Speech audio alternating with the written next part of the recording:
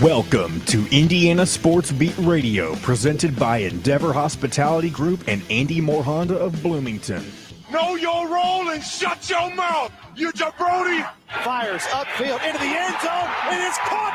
Jelani Woods, touchdown! INDY! A 43-point night for Tyrese Halliburton. How do you like that, partner?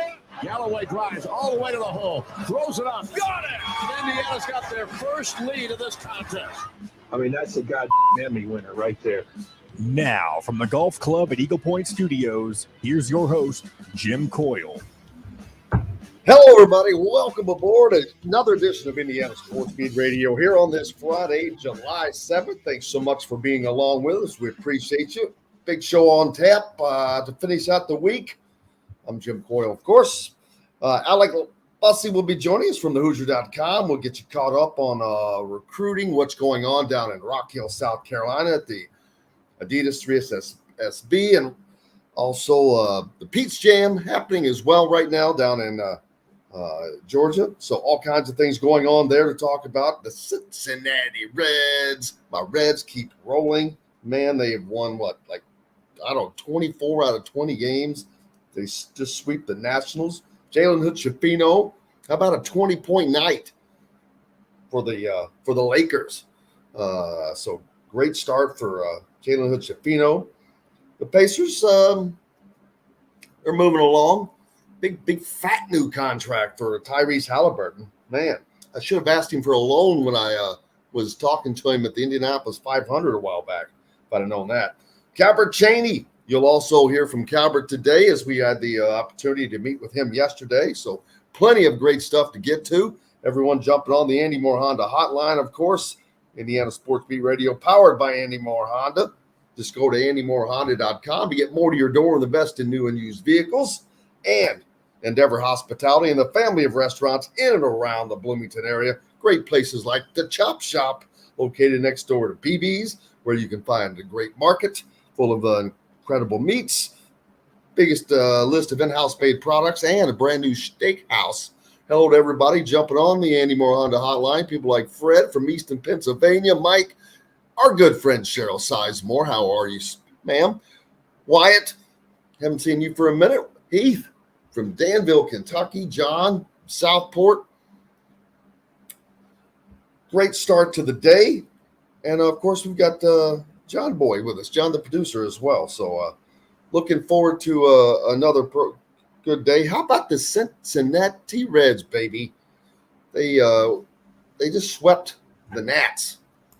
They didn't pick up any ground, I don't believe, because I think lowly Cubs could not beat Milwaukee last night. But man, we go into the All-Star break now, and I just would have loved to have had a bet on Cincinnati being in first place, because, again, how long would the odds have been at the start of this season to bet that the Reds would be leading any division but the Central Division in the National League at the All-Star break? They're just rolling, man. I like it. How's everybody doing? Hope you got big plans for the weekend, or just not, just chill out. Plenty of basketball to pay attention to with all of the events going on down south. And we'll talk about that in much more detail with Alec when he joins us. I'm trying to think, John, when's the best time for us to hear from Calbert, by the way? We can do them now if you want. There's no timetable. If that's the best time, it might make be. Sure our friends in Fort Wayne hear a little bit of Calbert Cheaney. Absolutely. Well, without question. So let's Calbert Cheaney meeting with the media for the first time as a member of the Indiana staff on this run. Of course, he was a member of the staff under the Tom Crean administration, but this is his first meeting with the media as a member of Mike Woodson's staff, coming down from the Indiana Pacers. And we had the opportunity to talk to him yesterday. To be honest with you, I forget my first question. I had the opportunity to ask him a couple things. I can't remember the first thing I asked, John. Well, I do remember the second thing you asked. The second thing you asked him was. I do too. I remember that one. Well, we can start with that one.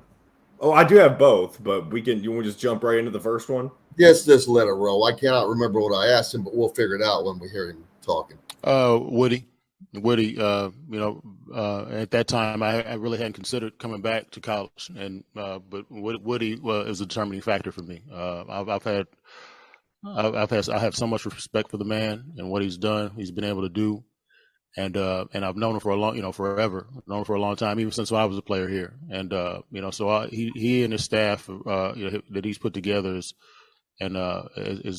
really what brought me here. And the fact that I'm able to be a part of that and is very means a lot to me.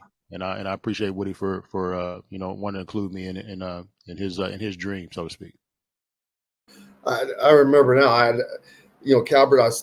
He's the all-time leading scorer in the Big Ten. He's played a dozen years in the NBA.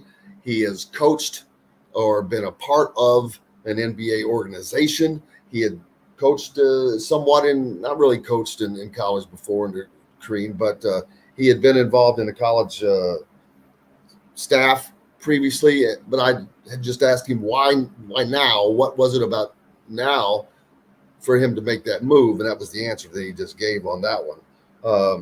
And then the second question I asked was, there's been a ton of change, obviously, in college sports, but college basketball specifically, in just the last few years, just since he was on a staff previously, which wasn't that long ago.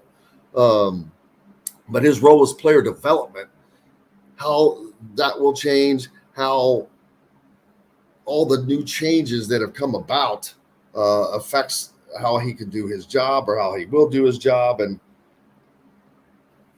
putting all that stuff into in one box for him, how that he would put that together. And here's what he had to say this time. Yeah, it can be tough a little bit, but at the same time, you got to be able to relish the opportunity. Obviously, with Jalen Hood-Schifino, what he's done in just a year's time, and becoming a first-round draft pick, that's huge. And then you got another player like Trace Jackson-Davis, who stayed 4 years and did some great things, and he got drafted, and he's with the Golden State Warriors. So it's a little bit a give and take, but at the same time, you're still doing the same thing. You're still trying to help these guys get better, even if it's for 1 year, or even if it's for 4 years. You want them to improve.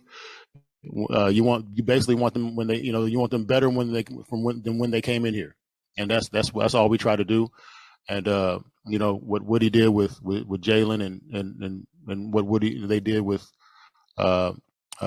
Trace, getting them to the point and racing those guys. They were better. I believe that they were better before. When they came, I believe that they were better now than what they were when they came in. So that's what it's all about. Specifically, what I asked him too was in his role player development, how that has changed, because there's always been guys that could leave early, but it has not been the case like now, where you've got so many that leave, whether it's the transfer portal or if you're looking at guys that are trying to get to the league, and everybody wants to get to the league, but the top 20 draft picks are basically freshmen.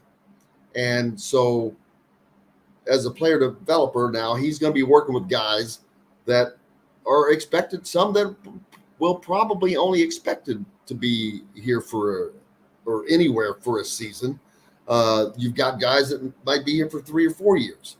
So you've got two completely different developmental plans that he is going to be engaging in. And I'm not saying you treat people differently, but you just know, well, this guy's going to be gone next year. So there's some differences that will be made on him. And Calbert knows what those are. He's been in the league. He played there. He's been in an administrative role there now. So he has all that knowledge, which is hugely beneficial the more you think about it.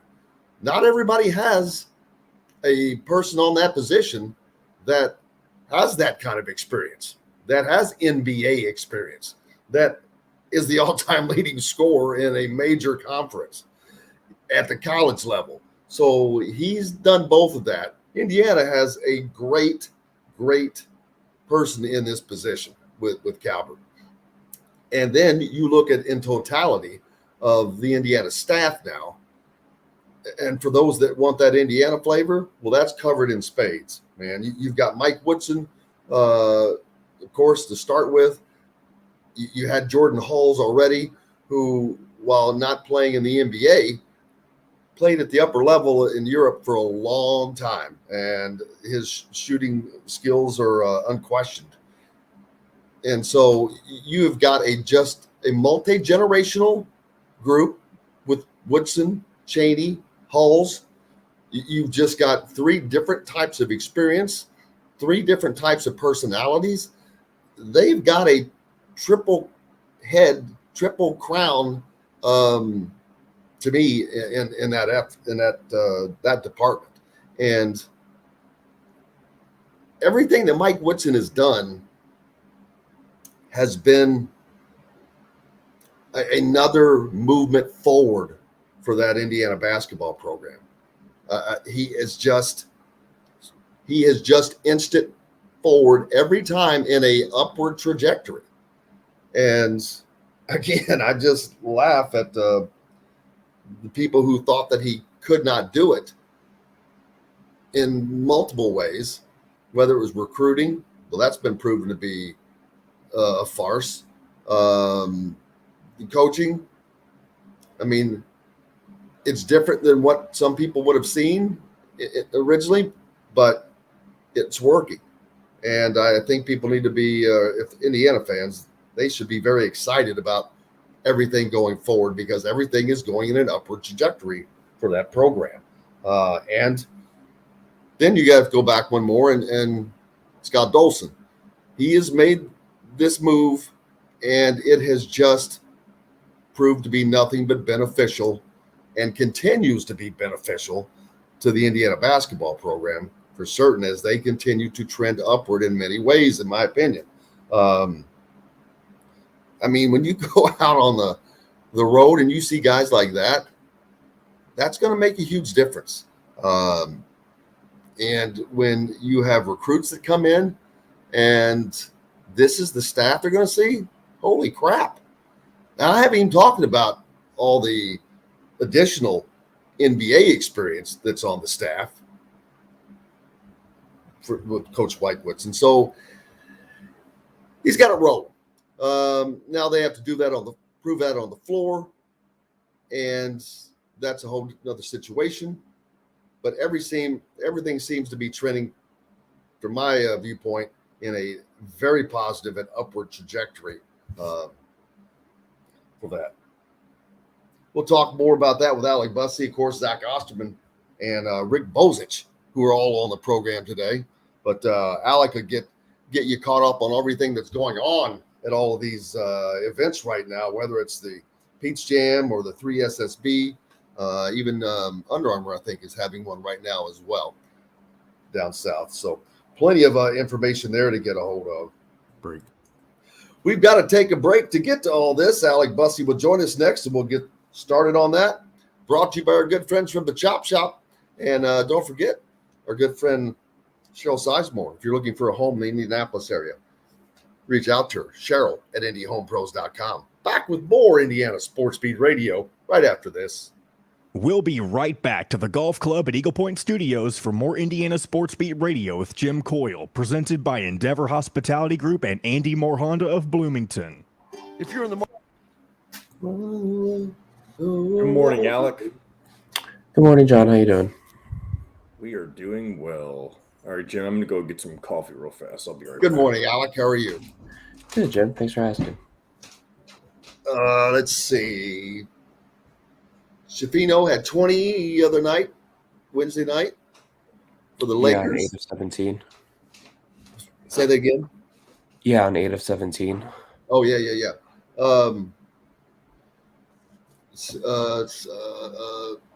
Trace Jackson Davis he's still hampered by the hamstring injury, I believe, right?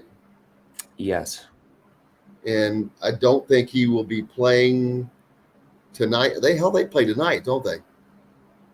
Today's Friday. Yeah, they do. But I don't think that Trace is playing, though, correct? I don't know. I know he hasn't played yet. I read some stuff that he might not play until he signed the contract, and obviously said contract has been agreed to. So, Oh, and that's another thing to talk about, that nice little contract he got. Which is actually funny because I saw that the Pacers, the Pacers, the two guys they signed, they got Sheboy and who was the other dude? They put on two ways. I don't know. To be honest with you, I don't follow the Pacers very closely. I did see that they signed Sheboy, though. Sheboy and somebody else. What the hell was it? Damn it. Oh, it was Isaiah Wong.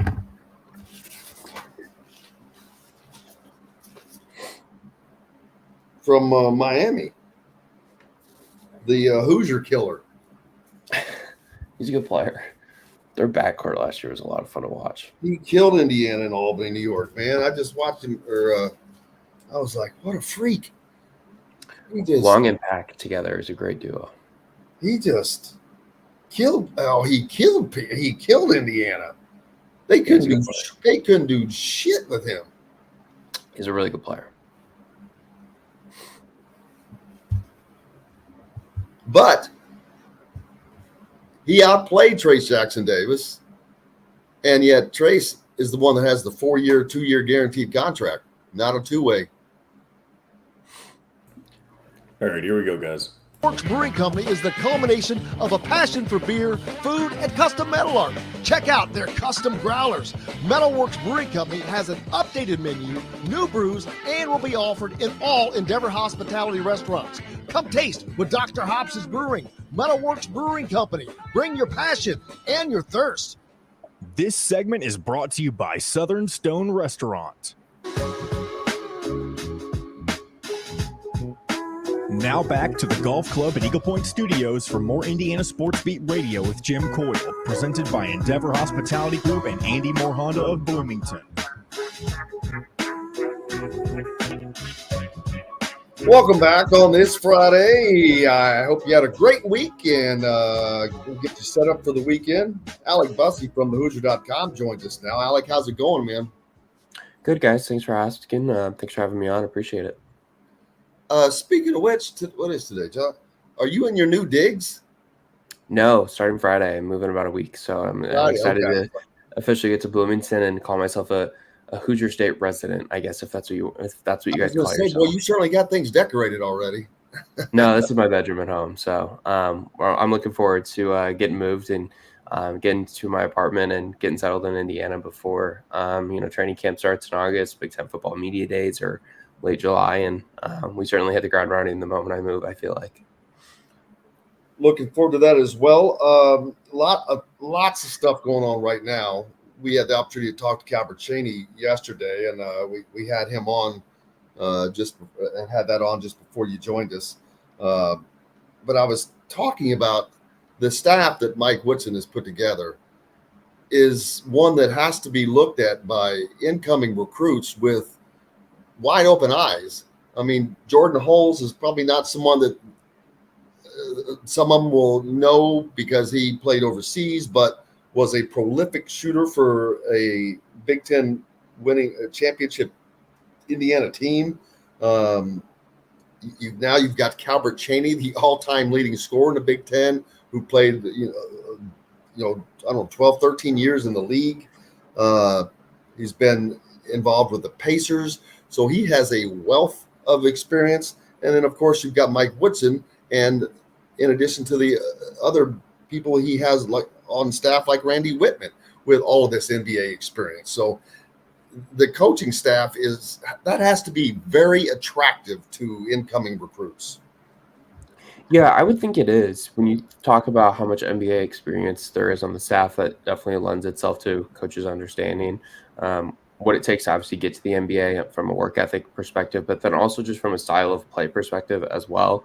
I think that should kind of help Indiana on the recruiting trail because so many of these kids have a desire to make it to the NBA, right? Like I haven't ever talked to a recruit, football, basketball, any sport that has said, my goal isn't to make it to the professional level of their individual sport. And obviously with Indiana basketball, they just had 2 players drafted. Jalen Hood-Schifino goes 17 overall to the Lakers, and then Trace slips pretty far or further than I think a lot of people expected on draft night to the Golden State Warriors at 57. But getting guys into the league and then continuing to develop those relationships with high-level recruits and selling the idea of we have a staff full of people who understand how to make it to the NBA and what it takes to be successful when you are in the NBA should help Indiana on the recruiting trail. And I think you're kind of starting to see it a little bit with some of the recruits that Indiana's targeting and the competition that they're kind of facing for those recruits. I mean, they're facing some of the best programs in the country for a lot of their targets. And those are kids that a lot of times are going to end up being in the NBA. I mean, you look at where a lot of the kids are ranked that they're recruiting, like they're 5-star kids, they're high 4-star kids. And those are kids that generally have a better chance of going to the NBA than your high 3-star, mid 4-star level recruit. So I'm sure these kids are definitely taking notice of it. And I think it's an easy thing for Indiana's coaching staff and assistants to really kind of sell.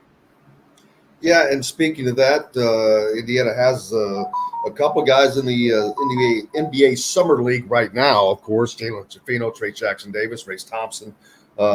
Trey Jackson-Davis dealing with a hamstring injury, as J.D. Campbell kind of emphasized the other day when he was with us. But Jalen Hood-Schifino, he's not.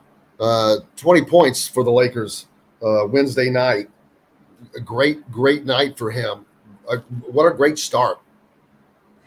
Yeah, I don't know exactly where the Lakers sit in the Summer League standings. I know he kind of struggled at first in one of his first 2 or 3 games, but he seemed to kind of start to show some comfortability and thriving, which I think kind of resembles the way he played at Indiana a little bit. He struggled a little bit early in the season, but as he got some more reps and he got some more opportunity, we certainly saw him get a little bit more comfortable. You talked about the 20 points he had on Wednesday night.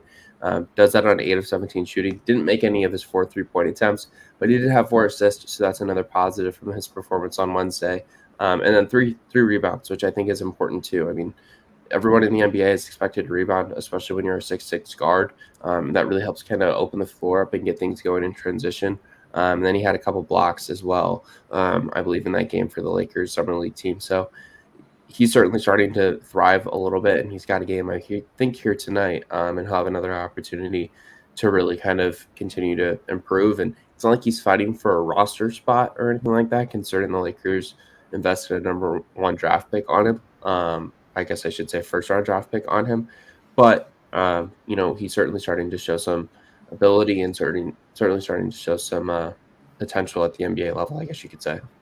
And you speaking of that game Friday today, they take on the Golden State Warriors, which is Trey Jackson-Davis's team, but not sure if he's going to be playing in that because of the hamstring issue he's dealing with.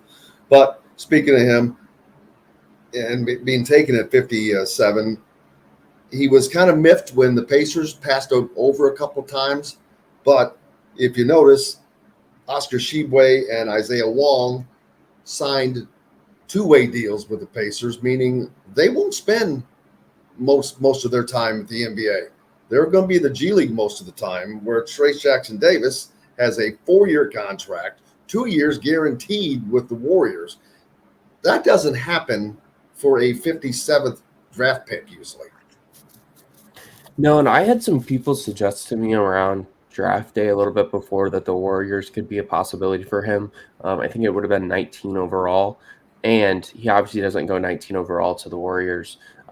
There had some other people say that the Boston Celtics could be a fit, and a few other teams could be a fit for Trace. And I think one of the general kind of beliefs, and I haven't had this told to me in concrete by a ton of people, is that he may have kind of shut down his draft stock after the mid-20s because he knew that the Warriors were highly interested in him, and the Warriors might trade into the late second round, take him in the late second round like we saw at 57 overall, and then further to that, provide him with a really high-quality contract for a player drafted 57th overall.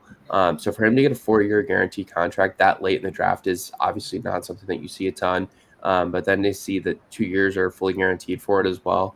In terms of being on the Warriors roster, it's certainly a really good thing for Trey Jackson-Davis. And I think, we see a lot now with talented college big men maybe not getting a huge opportunity at the NBA level. You look at guys like Oscar Shiba, you mentioned him being on a 2-way contract. Kofi Coburn last year goes undrafted, and he's not even playing in the summer league this summer. Drew Timme goes undrafted out of Gonzaga. He's obviously in the summer league somewhere. I don't know exactly where. But Trayce Jackson-Davis is kind of showing a little bit of a different path, I guess you could say, maybe. Getting a 4-year contract with the Warriors. And I think part of that really has to do with Trayce being such a really good athlete. He's somebody who can move really well. He's somebody who showed an ability to block shots at a high level in college. And I think he might struggle to do that a little bit in the NBA because he's not 7 foot. He's closer to 6'9" or 6'10". But he has a great ability to score at the rim. He showed an elite level of passing, I would say, his senior year in Indiana. And I thought his ball handling kind of improved a little bit too as he got older. So I'm betting on Trayce to find a good role there with the Warriors just because Draymond Green is a veteran, Kevon Looney is a veteran, and I think he could really slide into the Kevon Looney role as he continues to kind of mature. And I think that the Warriors are a great ecosystem for him to go to, and now he knows he's going to be there for 4 years. And, he's also pretty smart because his agent is James Dunleavy, who happens to be the brother of Mike Dunleavy Jr., who happens to be the GM at Golden State. So very smart with his agent selection as well, which probably helped him know certain things, which, hey, whatever it takes. But that's the deal he got.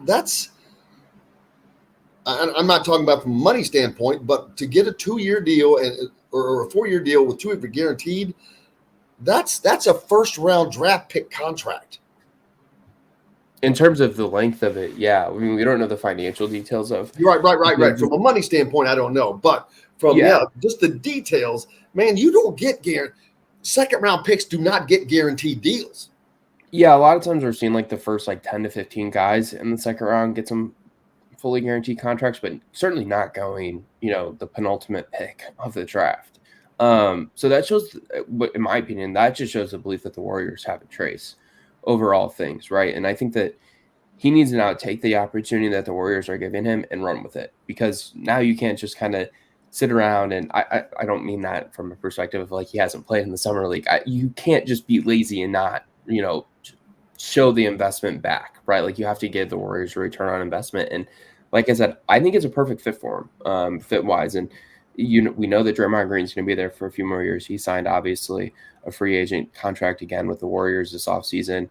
Obviously, Steph Curry, we expect to kind of be there for a while. And then I think Klay Thompson should be there for a while as well. So the ecosystem for him to be successful and for him to find a good role with the Warriors is there. Now he just has to kind of find the right path to doing it, observe the veterans on the team, kind of do what they ask him to do. If Steph Curry says, hey, go stand on the block and let me run around a couple screens that you're posting and then throw me the ball for a 3, we probably should do that because Steph's a really good 3-point shooter. So I think that Trayce will have a lot of success with the Warriors, and I think it's a very, very good fit for him. Getting to the recruiting side of things, this is a busy week in the South because the Pete's Jam, the 3 SSB, Adidas, and Under Armour are all having their major events go on right now, and several IU targets are in action at some of these, especially down at the Pete's Jam, and man, it's been a good start already. I think you broke up there a little bit, but I don't know if it was on my end or your end. Speaking of Pete's Jam, yeah, Indiana's got a ton of targets competing down there this week. It's been a kind of a mixed bag, I guess you could say, of results a little bit for some players. Some of the different teams are having some success. There's been some struggles. Some of these guys have struggled. Yeah, Liam McNeely's Florida Rebels team is 3-1. The PSA Cardinals are 3-1. That's who Boogie Flan plays for.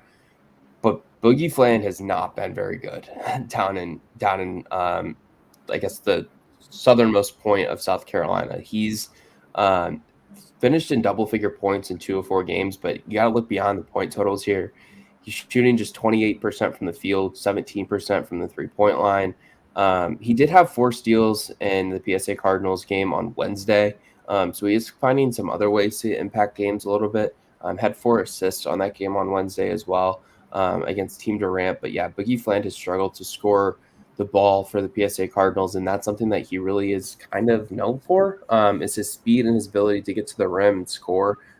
He's known as a bucket-getting guard, but he's not getting too many buckets this week. And another guy that's not getting a lot of buckets either, Jim, is Austin Swartz, which is very weird because Austin Swartz has maybe been one of the 2 or 3 best shooters the entire circuit for Boo Williams. He's shooting just 21% from 3.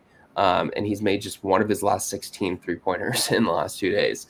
So that is a concern. And with guys that are this young, you would think that there's no way that does not start sinking into to become a mental thing.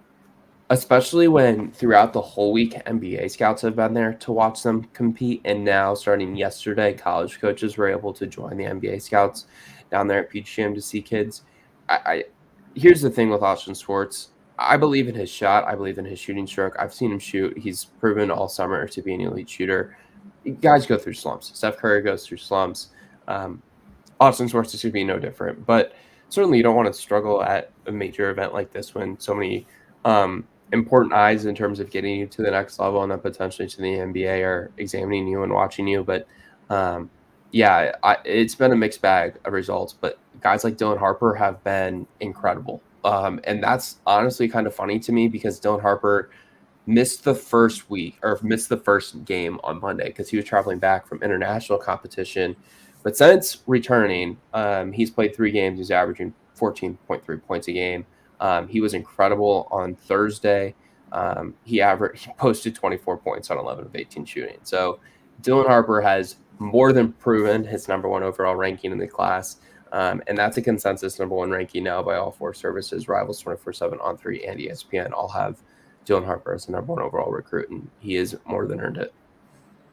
And that's just going to make him more in demand. Of course, an Indiana target, but Indiana is not the only school looking for his services. No, Duke and Rutgers are obviously still highly involved with Dylan Harper.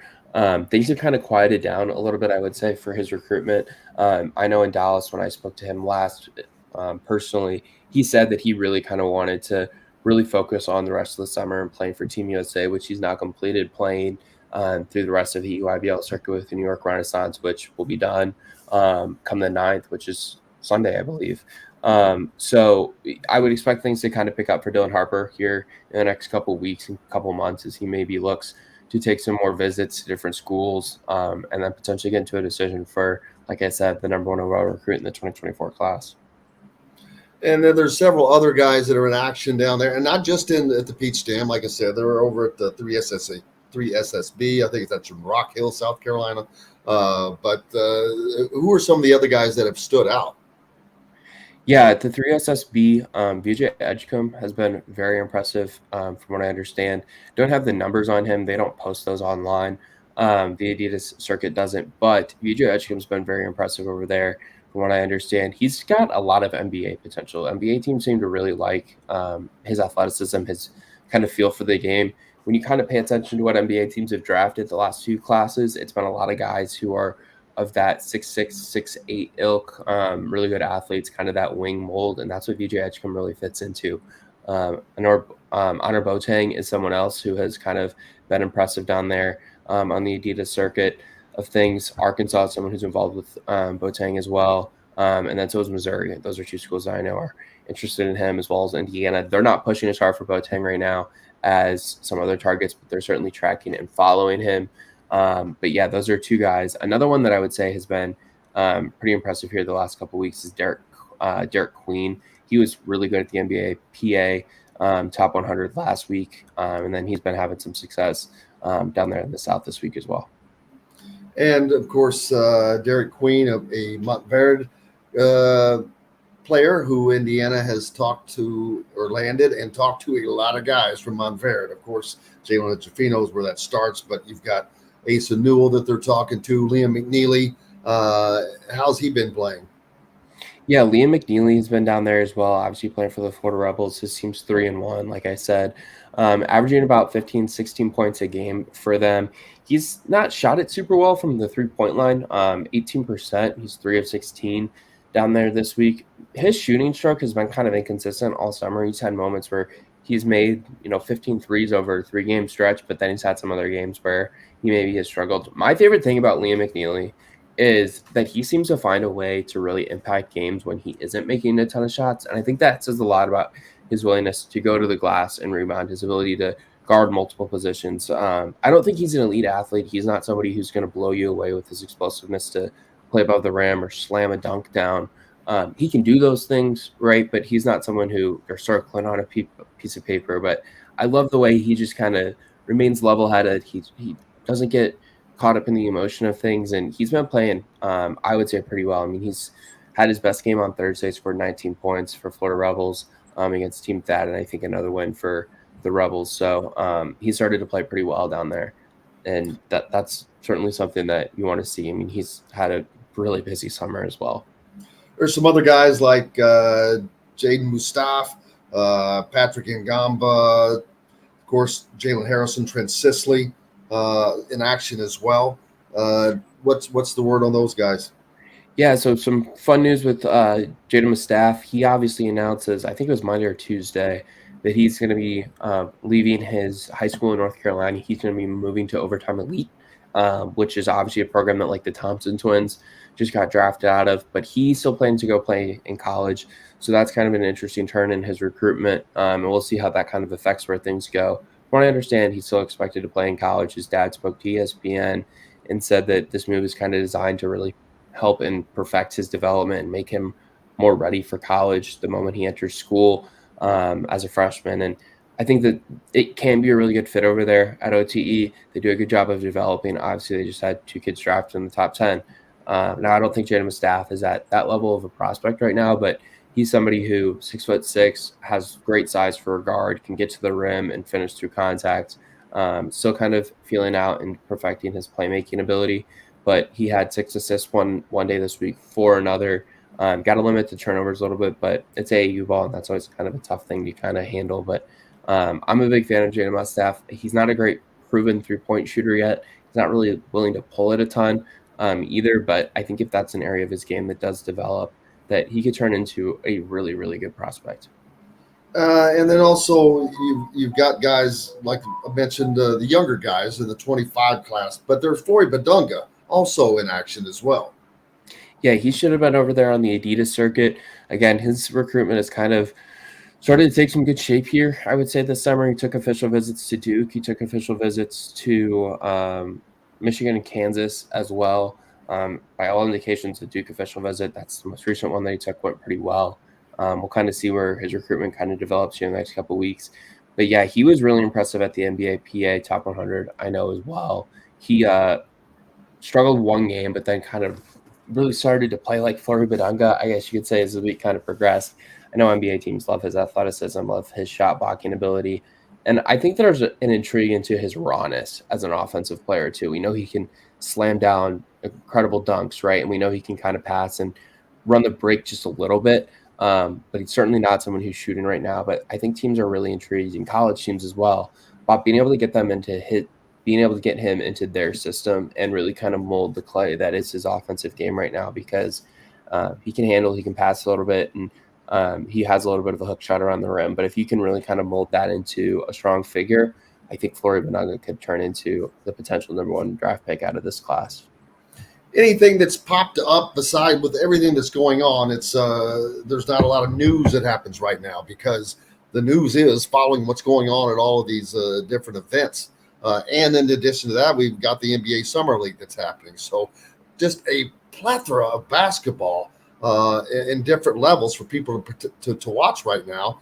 And with Indiana, definitely going to have Trey Jackson-Davis in the league. Jalen Jafino most likely going to be in the league. You don't pick that high and not make it.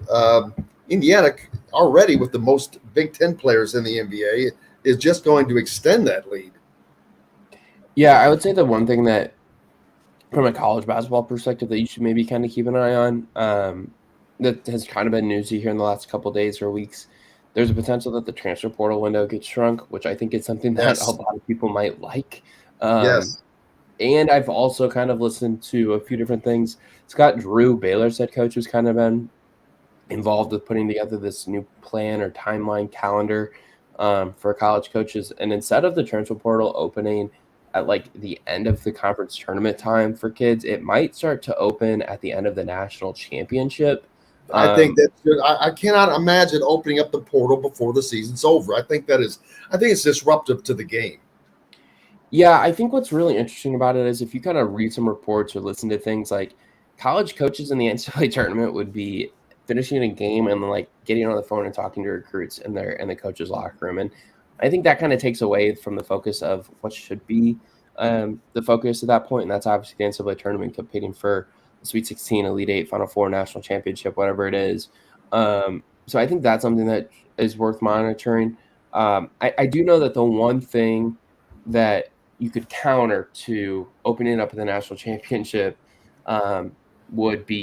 is that those schools that do fail to make the tournament or those schools that do fail to make it further, then they're just kind of like chilling and sitting there. They don't have anyone to recruit. They don't really have anything to do. But I think it's unfair to ask a lot of colleges that are still playing in the NCAA tournament to have to go and recruit against staffs that have a ton of more time to recruit because they don't have the game plan.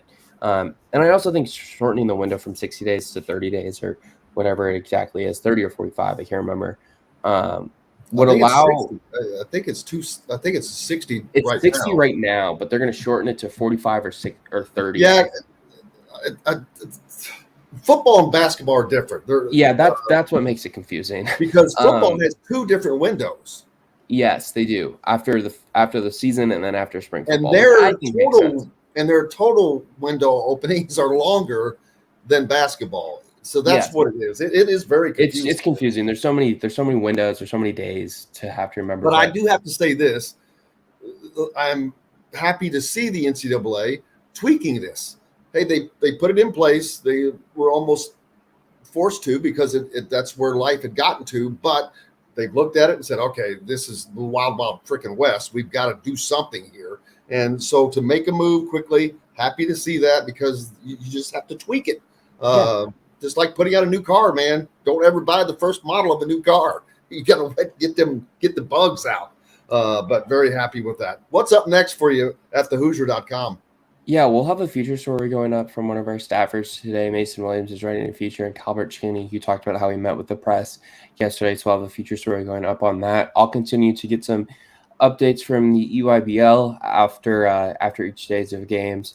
Then we'll have some other things coming up on the recruiting trail of basketball that you guys can all follow. And then there's been some good football recruiting content to go up this week from a Big Ten whole perspective. Check out that, kind of see where every class stands. And then we're kind of starting to preview football in the next couple of days and weeks. And I know that a lot of the focus right now is on Indiana basketball and recruiting, but college football is right around the corner. So we're going to be covering that just as well as Indiana basketball and Big Ten basketball and recruiting. So make sure to check us all out. We appreciate any time that people give us, and hop on the message boards and chat with myself and other people if you can. Absolutely. Make sure you give him a follow at thehoosier.com and on Twitter. Alec, thanks you so much, man. We appreciate you. Thanks, guys. Appreciate it. Have a great one. You bet. You as well. Have a great weekend. Alec Busse from thehoosier.com joining us here on Indiana Sports Beat Radio. We've got more coming up. Zach Osterman joins us later, Rick Bozich as well. Back with that after this. We'll be right back to the golf club at Eagle Point Studios for more Indiana Sports Beat Radio with Jim Coyle, presented by Endeavor Hospitality Group and Andy Moore Honda of Bloomington. Hey, Jim. Yes. That email you sent me yesterday from Josh about the publishers meeting thing. Is that something that you want all the interns to go to, or are you just looking for? Well, they have the option. Okay. Yes. I didn't want to like force them to go to it and then it'd be something that's like way over their head. Well, it's not going to. It's virtual. Yeah. I'll make sure to send it to him and let him know about it. It's just a good learning opportunity for him. Yeah, I'll make sure to log into at least one or two of them, depending on what the schedule looks like. And then as far as next week, I'm moving on Friday into my apartment on the 14th. So if you guys want to have me on next week, can we reschedule it to a different day? That would be super beneficial to my schedule if we could do that potentially. We'll do it. Just Awesome. Remind John. Okay. You can send me a text Sunday or Monday, and we'll figure something out. Awesome. That sounds great, guys. Appreciate it. Thanks, brother. Have a good one. Yep. All right. So you'll have about 8 minutes here by yourself, and then we'll go to break again. Beautiful.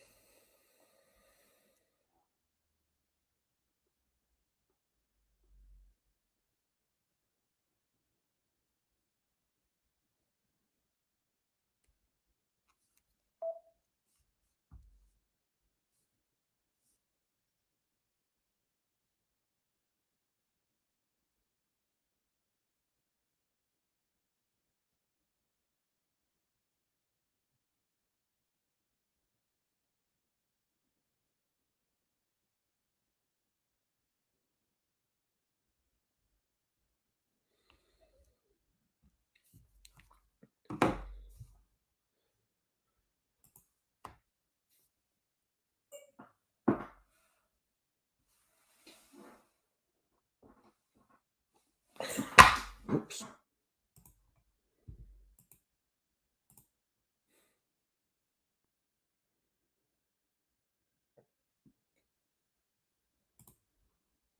All right, 30 seconds, Jim. Make sure to unmute yourself. The Fresh Fork takes care of all the planning, shopping, and prepping and can even deliver them to your doorstep once a week. That's right, it's the fastest, simplest, and easiest way to avoid decision fatigue. You pick your plan and pick up at BB's Market with no extra charge. So leave the heavy lifting to us and enjoy healthy eating with stocked meals in your fridge. Order online today at thefreshfork.com. Fresh Fork is a proud partner of WOW Network. This segment is brought to you by RE/MAX Advanced Realty, Indie Home Pros team by Cheryl Sizemore. Now back to the Golf Club at Eagle Point Studios for more Indiana Sports Beat Radio with Jim Coyle, presented by Endeavor Hospitality Group and Andy Moore Honda of Bloomington. Welcome back, Indiana Sports Beat Radio here on this Friday, July 7th. I hope you're ready for a great weekend. I am. Just finished up with Alec Busse from thehoosier.com. In a little bit, Zach Osterman will be joining us, Rick Bozich as well. And before I forget, the Never Lose Hoop golf outing is around the corner, 2 weeks away. Make sure you go to events.golfstatus.com. You can sign up a team. You can become a sponsor, whole sponsor, whatever you need. But this benefits area kids that are dealing with cancer and their families. The Halls Foundation, of course, and I'm hoping to get Jordan on here probably next week, hopefully, to talk more about that and to see what else is going on. But haven't talked to Jordan in a bit, so look forward to getting him on. You know what? I need to get JC Halls on too. If he can get through and not cry. He's an emotional man. God love him. They started this because JC had cancer, and that's how this got started. But they turned it into something that basically paying it forward. And it's just an awesome event. Hopefully next week I'll have a little more information on the IU presence that's going to be there, but don't miss out on this. It's going to be huge. 3, not 1, not 2, but 3 hole-in-one contest, people. That's just all part of the deal. And these are on par 3 holes. This is not like you're trying to get a hole-in-one on a par 4, man. These are all going to be makeable. One's for $10,000. $10,000. 2 others for $5,000. There's not a lot of places you go play an event that's going to offer that to you, and everything else is going to be there. The fun, the food, the frivolity. Ooh, how about that? The fun, the food, the frivolity. That just flowed out. But yeah, make sure you don't have to be a good golfer. I'm terrible. I'm awful. I'm playing. I can't wait. I talked to Woody back during at Huber's, and I'm hoping that he's going to be there. I know that Jordan has talked to Cody Zeller, and I know Cody's played out at Eagle Point many times before. So, like I said, next week, hoping to have that information a little bit more solidified. But don't sleep on it. Don't wait. Had a great turnout last year. It was the first year back after the COVID hiatus. The golf club at Eagle Point is in immaculate shape. It is in the best condition it's been in, since I've been there in over 4 years. But yeah, don't miss out on that. That's going to be fun. And there's nothing wrong with having some good fun. But yeah, that's only a couple of weeks away, and looking forward to that. I have not played much golf. Yeah, you're right. I'm going to channel my inner Happy Gilmore, because that's about my level of play without his success. I'm more like a 10 cup. Well, how many shots? How many times did he take a shot at that green over the water? Like 9. I haven't watched that movie in a while. I need to watch that. I wonder if Dustin has seen that movie. Have you seen it, John? No, I don't think I have seen Happy Gilmore. No. Or 10 Cup? No, I'm not either one. Man, what am I going to do with you all? I know. Movies have never been. How about an easy one? I'm with the big old soft. I haven't seen Caddyshack. I know what both of those movies, or all three of those movies, are, but I've never seen any of them. I don't even know what to say. I don't know what it is. It's not that I don't enjoy movies. Like something about, because I get roasted about this on pretty much every show that I work on. I don't know. Well, any movie references. Deservedly so. Yeah, I mean that's just the way that it is for me, I guess. But like, I'm not a big movie guy. Evidently, how can you not have seen Caddyshack, man? I don't know. It's just never one of those movies that someone ever made me sit down and watch. That is probably the most quoted movie of all time. I disagree with you there. I think the most quoted movie, at least in my wheelhouse, is Coming to America. I love Coming to America, and nobody knows more quotes from that movie than me. There are some great quotes from that movie, but Caddyshack gets used more often because it's in the context of golf, and there's not a golf course in America that someone is not using a line from Caddyshack virtually every day. I promise. It's crazy. It's nuts. But Coming to America was one of my favorites. So let me tell you, those were some great characters. The barbershop guys, a friend of mine back when we were much younger and we'd go out, we'd come home and watch Coming to America every weekend. You must be out your mind. But we're not out of our mind. We've got a lot more coming up here on Indiana Sports Beat Radio. Appreciate you being here with us on this Friday. Zach Osterman will join us next. Back with him up next. We'll be right back to the Golf Club at Eagle Point Studios for more Indiana Sports Beat Radio with Jim Coyle, presented by Endeavor Hospitality Group and Andy Moore Honda of Bloomington. If you're in the market. Hey, by the way, this isn't pertaining to Zach. It's pertaining to Rick. His dog has a vet appointment at 10:30. He requested to be out by 10:10. Not a problem.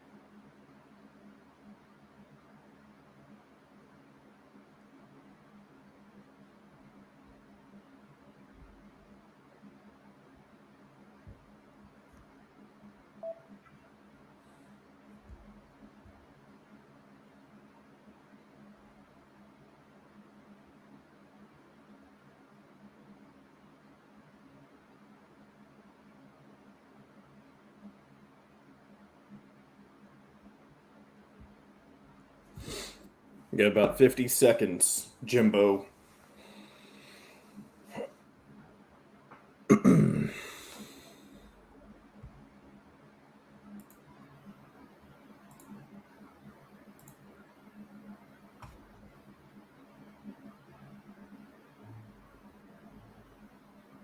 I'm going to go ahead and bring us back in. I'm sure Zach will be checking in with us shortly. Southern Stone Restaurant on Patterson and Rogers. It's one of the most popular gathering spots in Bloomington. Whether you're out on a date with your spouse, friends, or coworkers, Feast Market and Cellar offers an extensive wine selection with a sommelier on staff to help you with your selections. Feast also provides a wide variety of cheeses, gourmet sandwiches, entrees, a coffee bar, bread, pastries, all made fresh and mouthwatering. Stop by Feast Market and Cellar today.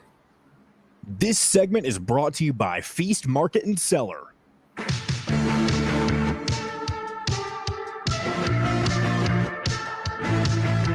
Now back to the Golf Club at Eagle Point Studios for more Indiana Sports Beat Radio with Jim Coyle, presented by Endeavor Hospitality Group and Andy Moore Honda of Bloomington.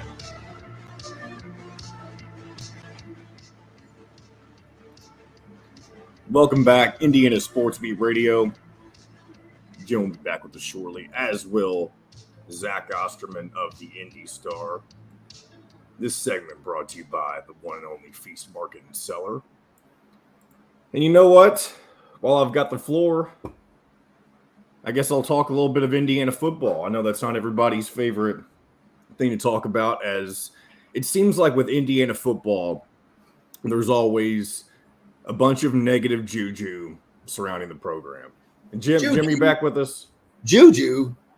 There is negative juju. We talked about yesterday. We had a whole 20-minute segment about the issues with Indiana football, and rightfully so. That's where the program stands.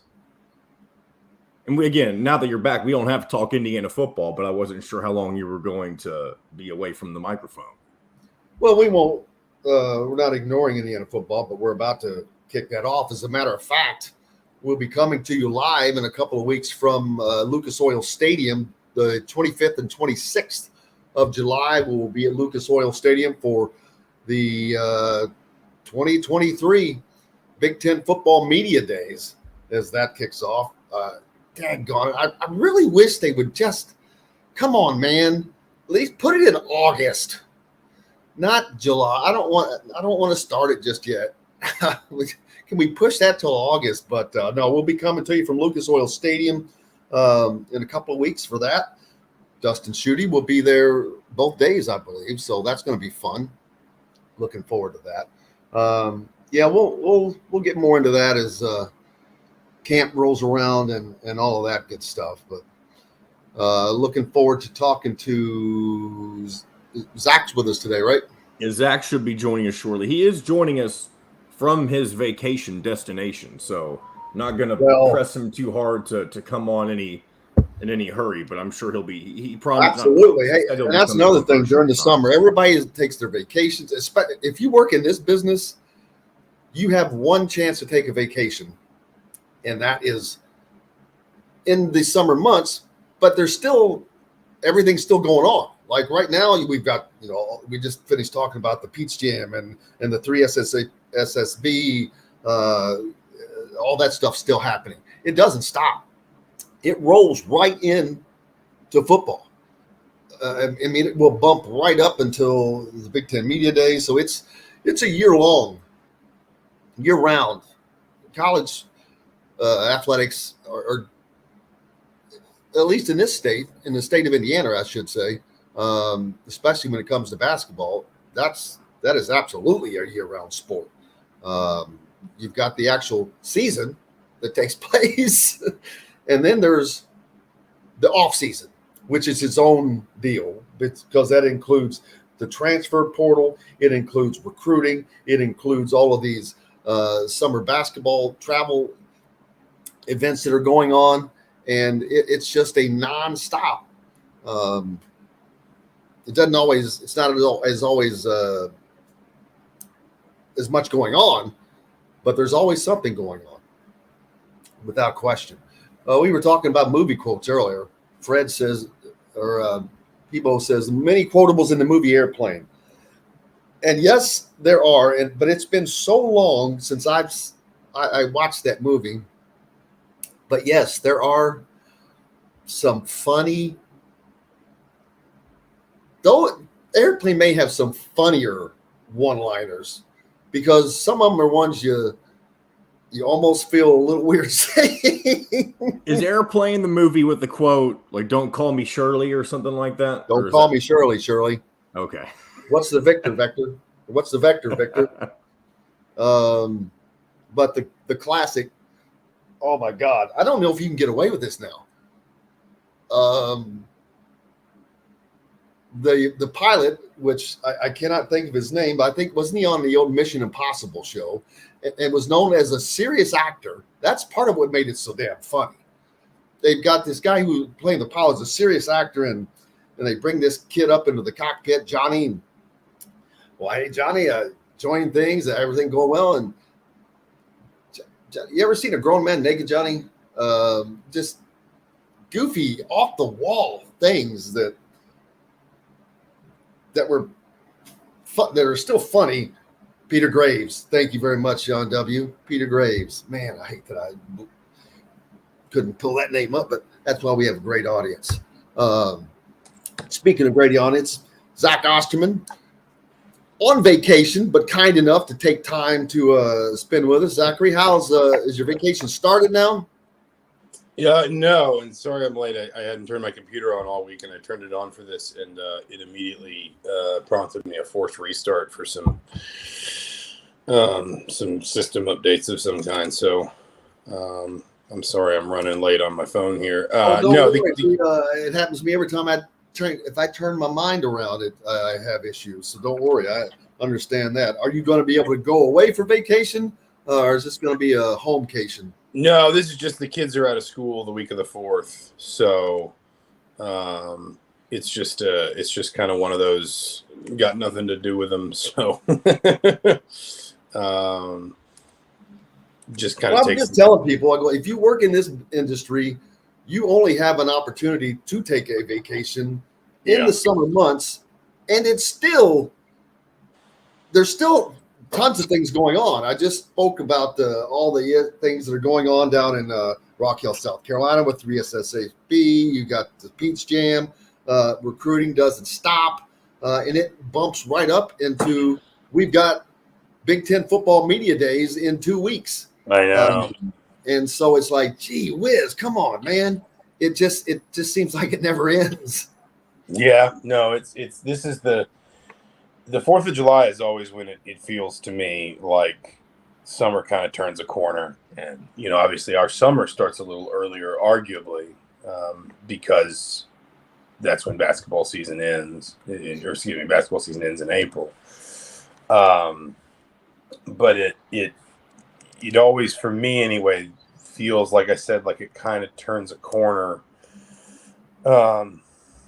around the 4th of July in terms of, that's when you start having to think about things like, am I going to cover any of the big July AAU tournaments? Am I going to, what's the plan for Big Ten Media Day? What is the fall camp schedule? And then, all of a sudden it's mid-August, summer's over, kids are back in school, and you have found yourself on the marathon course once again. So it's just the nature of it, man. You got to take the time while you can get it. Spend a lot of time on the lake. That's my formula. And it sounds like a perfect one to me.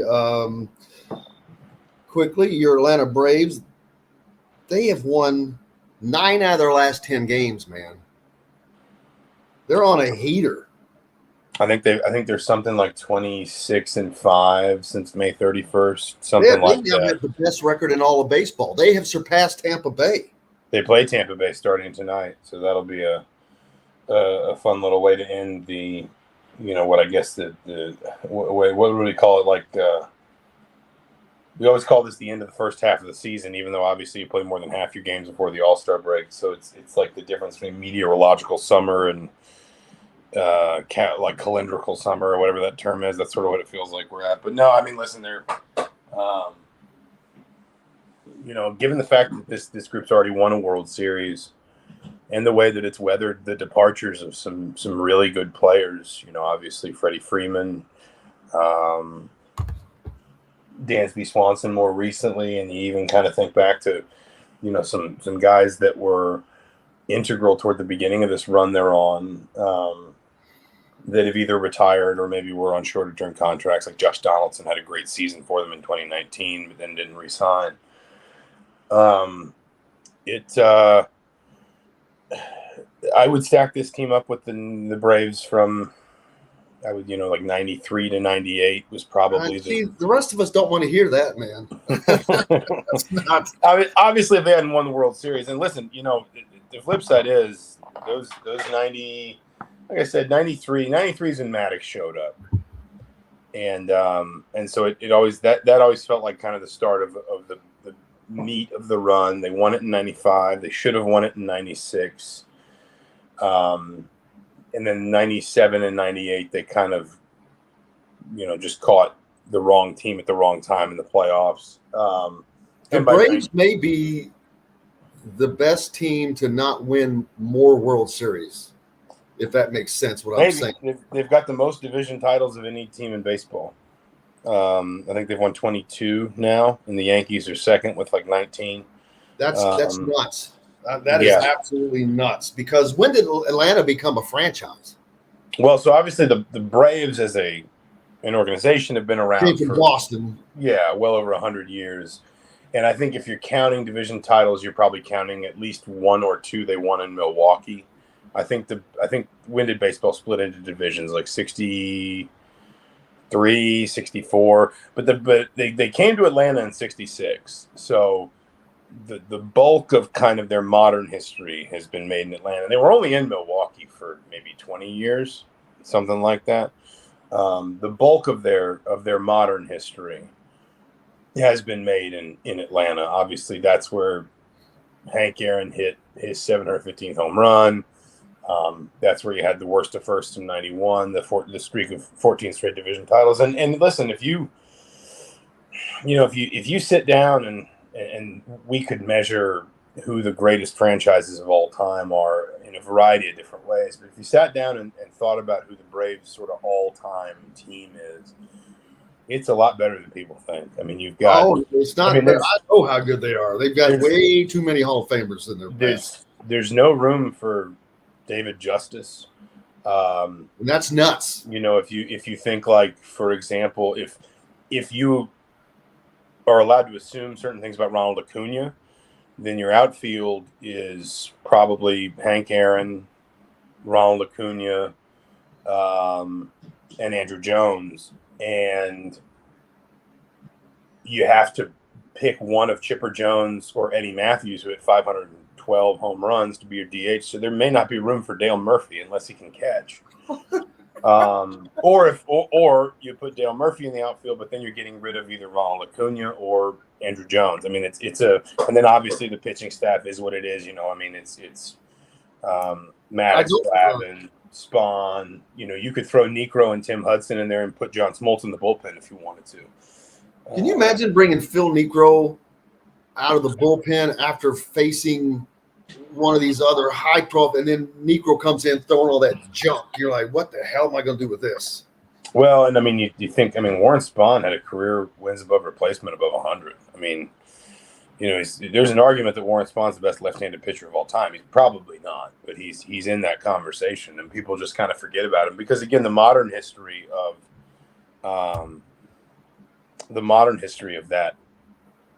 that franchise is so marked out by pitching.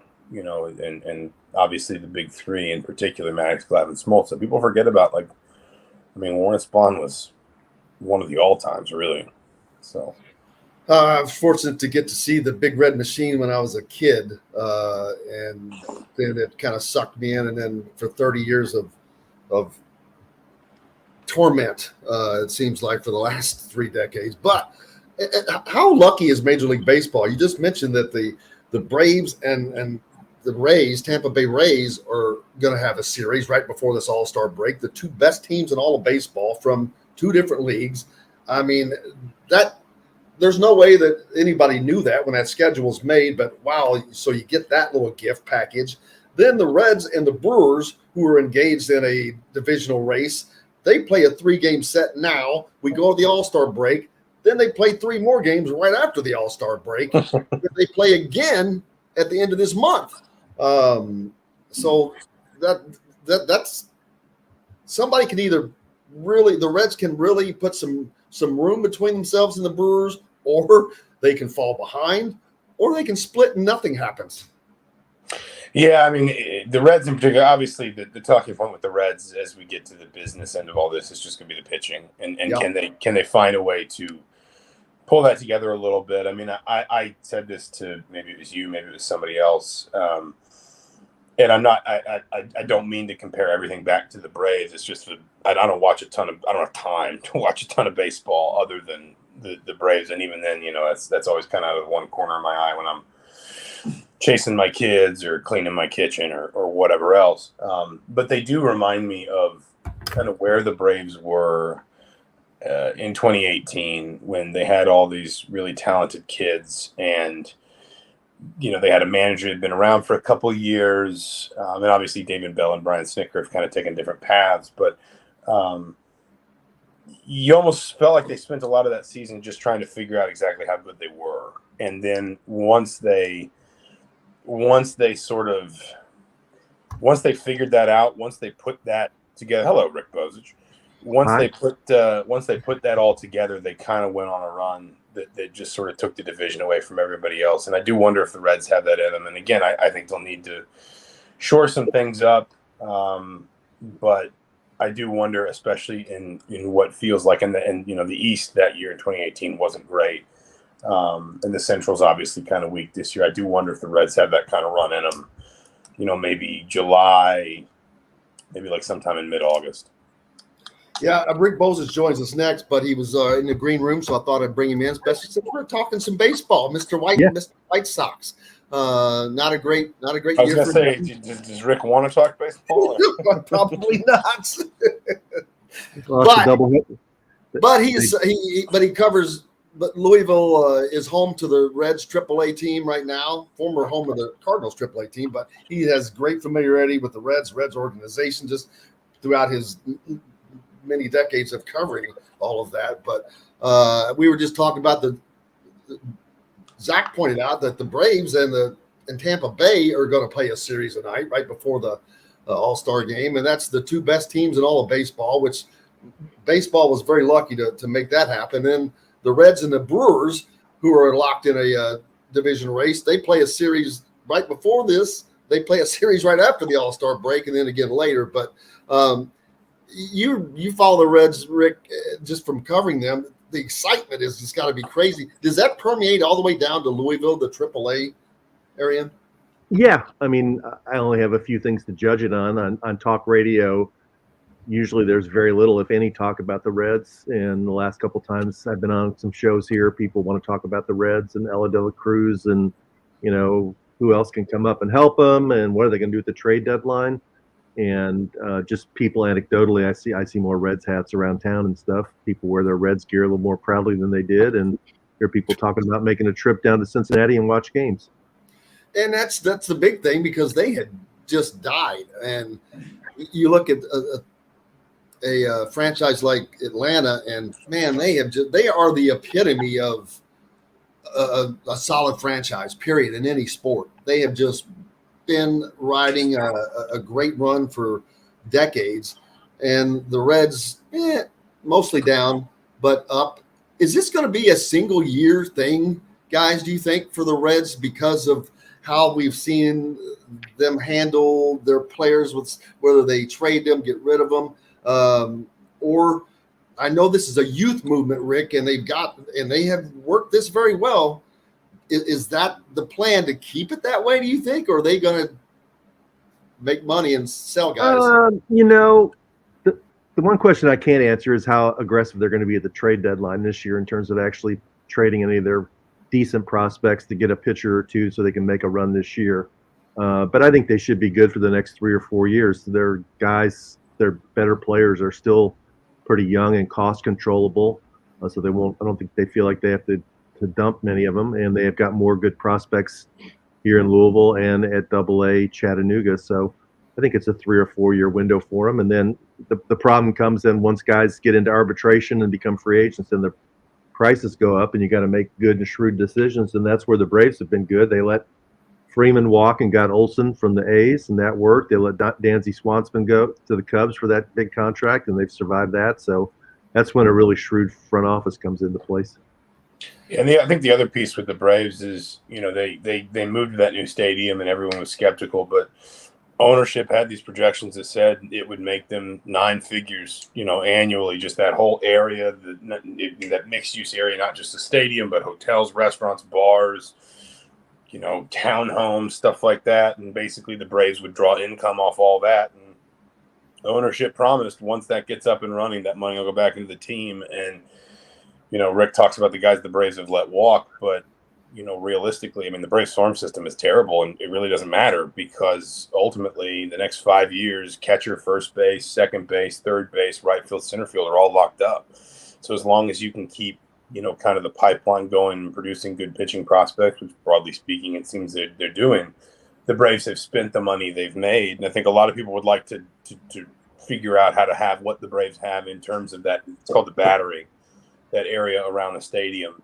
The Braves have just executed it perfectly in terms of making it a place that's about more than baseball. You can go over there for dinner, for drinks. On college football, I've never been there, obviously, because I'm working, but supposedly on college football Saturday, it's packed. And, the Braves just reel in all that money, and they have put it back into long-term contracts, and they've gotten probably a couple guys to buy low. Acuna and Ozzie Albies being good examples, but the flip side is they're still giving guys generational money, and they're still giving guys long-term security. And, a guy like Ronald Acuna might say, yeah, I could probably make more if I was a free agent now, but I also blew out my knee right around the time I would have been, using up the last of my ARB years. And so this franchise made a commitment to me a long time ago that ensured I'm going to make well over $100 million and still be, I think, a free agent at like 29 or 30 years old. So, that's the other piece of it is the Braves, to their credit, and believe me, Braves fans spent a long time waiting for Liberty Media to put this kind of money into the team. But the Braves, to their credit, built this business model that makes them a lot of money, and then they took that money and they ensured that the guys that, that their scouting and their numbers and all those different things said they wanted around for the next 6, 8, 10 years, they got them to lock up. I just seen this comment. I was laughing. Someone mentioned earlier about the Braves that had their down years in the 70s when they were in the AL West, the NL West. But that's funny. Go Braves and take the Falcons with you. That's funny. That was great. Loserville. That's what the Atlanta Journal. Rick, you might remember better whether Louis Grizzard worked for the Journal or the Constitution. I can't remember, but he was Constitution. The Constitution. He's kind of the face of Atlanta newspapers, a columnist. He wrote a lot about sports and just a lot about life. He dubbed Atlanta Loserville because every franchise the Braves picked up in the late 60s and early 70s, it was all geared around basically using, and there's a whole book written about it that's called Loserville after that name. It's an interesting book because Atlanta was, I know we're running over, so I'll shut up in a minute, but Atlanta was the first city to, outside of kind of the traditional New York, Chicago, LA, San Francisco, to try and use sports as a key pillar to sort of basically civic growth, and the idea of having major league sports franchises, having professional sports franchises legitimized Atlanta as something more than just kind of a regional city, which it was up until the 50s and 60s. And so they brought all these franchises in. The Braves came in 66. The Falcons went online in 67, and the Hawks either came in 68 or 70. The Atlanta Flames were obviously there in the late 70s and early 80s, and every franchise was awful. They were just like universally terrible. And Louis Grizzard dubbed the city Loserville. And so for a long, and honestly, the big reason why the Braves are probably the most popular franchise in Atlanta is they're the one that has found a way to be consistently competitive, and then even then it took them 25 years. So yeah, oddly enough, Clayton Schroeder, the author of that book, I think he messaged me on Twitter that day, so we're going to try to get him on. I'll try to get him on next week with you. I'm sure you probably spoke.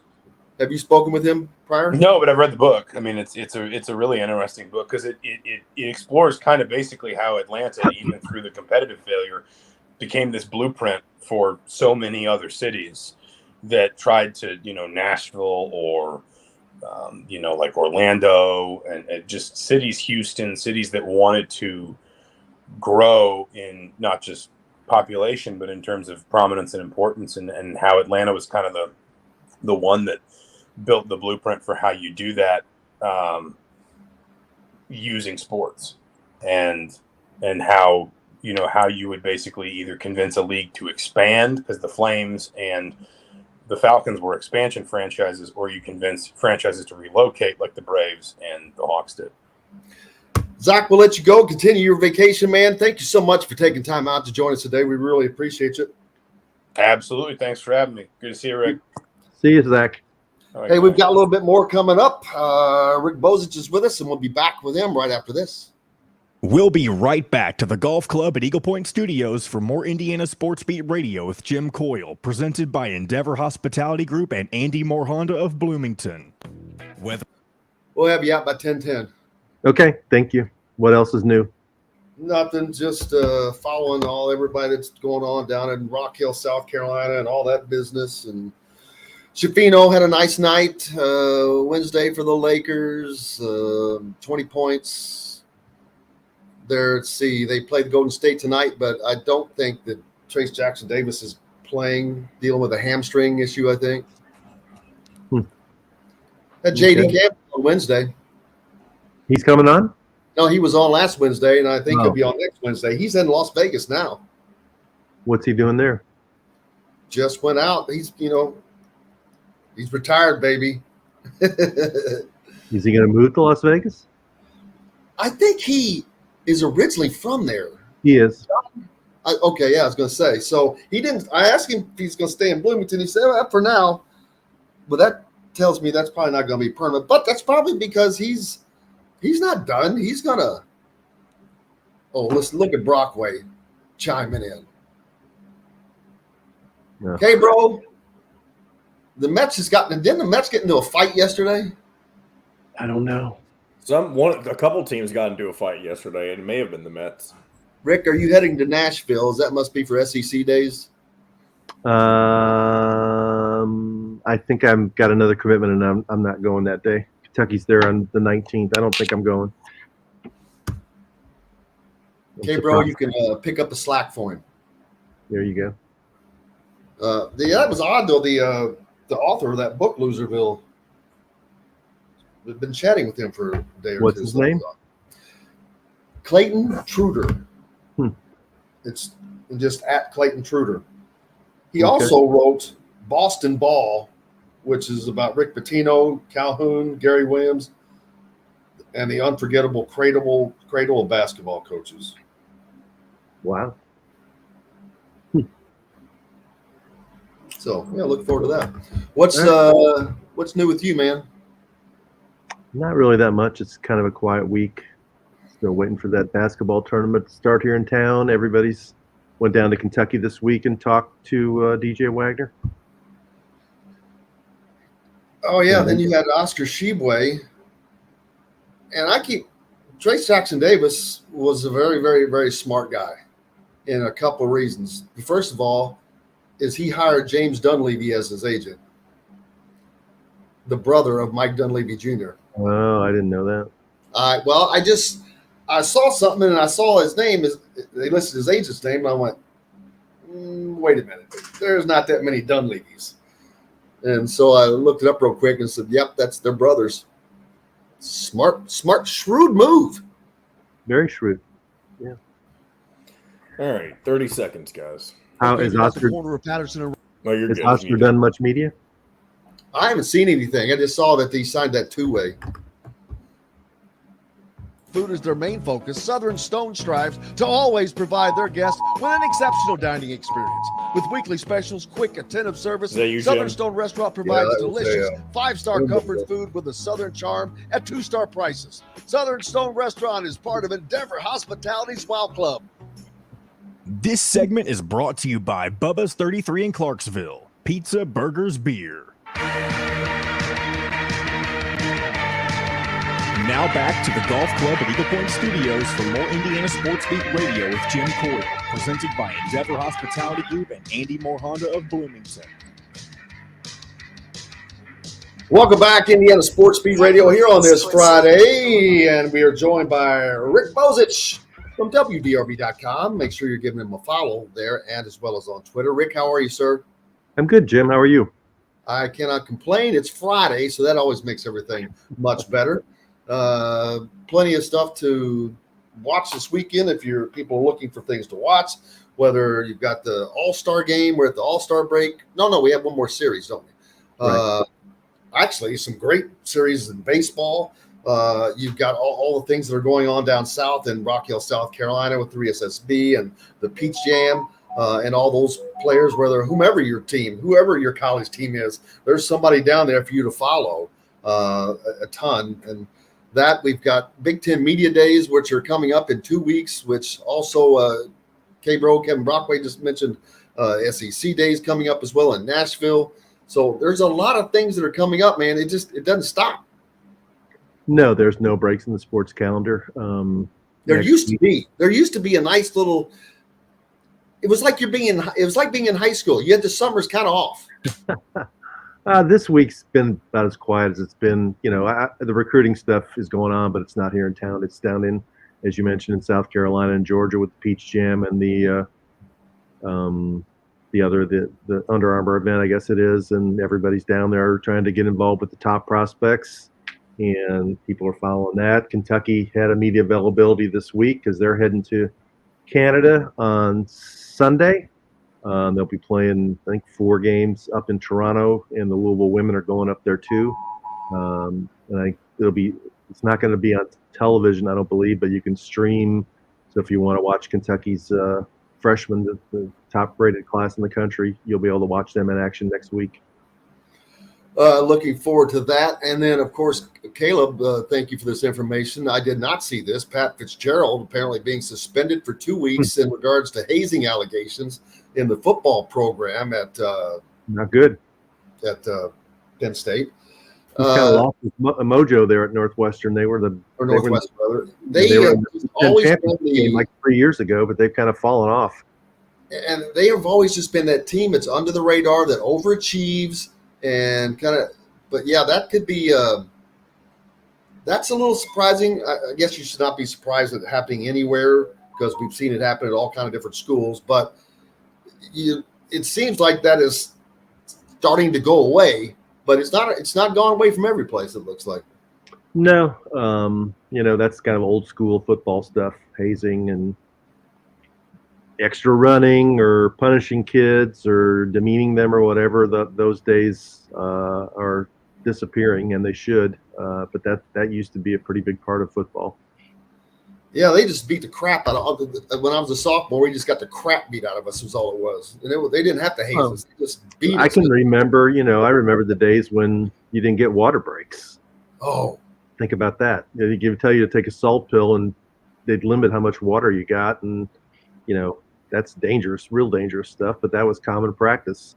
My favorite line from the coaches were always, "Water. I'm not thirsty yet. We don't need any water.